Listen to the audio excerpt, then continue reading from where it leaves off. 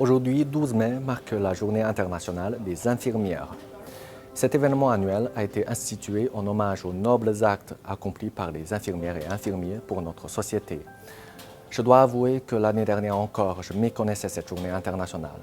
Cette année, en revanche, elle sera mieux connue et même célébrée à travers le monde, grâce, hélas, à la pandémie. Quel comble de l'ironie!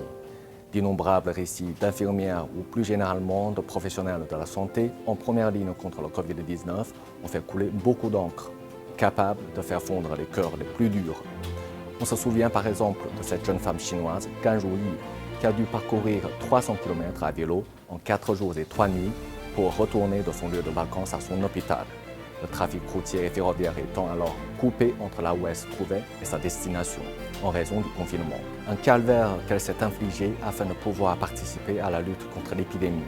On a également pu constater ces tristes recordages parmi le personnel soignant décédé suite à une contamination au Covid-19.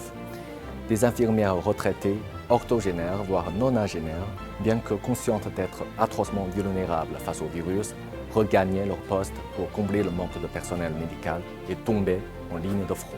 Un amateur de football doit connaître le Sporting de Portugal. Son président Frederico Varandas, médecin militaire par le passé, est retourné dans l'armée pour prodiguer des services médicaux aux gens dans le besoin lorsque l'épidémie a éclaté au sein du pays. Il a déclaré « J'ai servi mon pays. Aujourd'hui, je reviendrai le faire aussi longtemps que l'état d'urgence continue et j'y retournerai toujours aussi longtemps que le Portugal en aura besoin. » Un état d'âme qui force l'admiration et peut-être encore plus que sa brillante équipe de football. Professionnalisme, déontologie et sens des responsabilités, c'est le minimum que l'on puisse dire à l'égard de ces blouses blanches. Elles ne narguent pas le danger pour rien, elles répondent à l'appel de leur vocation avec compassion et dévotion pour leur prochain. Or, beaucoup d'infirmières et infirmiers ne veulent pas être traités comme des héros, du fait qu'on attend trop souvent d'un héros qu'il soit un surhomme ou qu'il se sacrifie.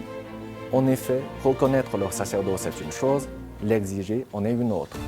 Nous devons donc valoriser leur sacrifice tout en considérant plus humainement leur métier et en faisant preuve de plus de compréhension. De plus, on doit mieux les protéger par des actions concrètes, en remédiant aux problématiques révélées par la crise sanitaire actuelle, telles que celle du manque de stock d'équipements de protection et d'effectifs dans les hôpitaux, ou encore celle de l'indemnisation du personnel en première ligne, ou encore celle d'agression et d'outrage à l'encontre des soignants. Pour témoigner notre profonde gratitude envers eux, il y a beaucoup plus à faire que de les ériger sur un piédestal, aussi magnifique soit-il. À l'occasion de cette journée internationale des infirmières et infirmiers, et en particulier durant cette crise sanitaire mondiale, on ne tarit pas d'éloges sur eux, c'est humain. Cependant, n'ayons pas la mémoire courte et ne faisons pas de cette journée un folklore. Pour conclure, je termine sur cette citation de François Mitterrand. « Les responsabilités nous envahissent, c'est vrai, mais sans elles, qu'est-ce qu'on s'ennuie ?»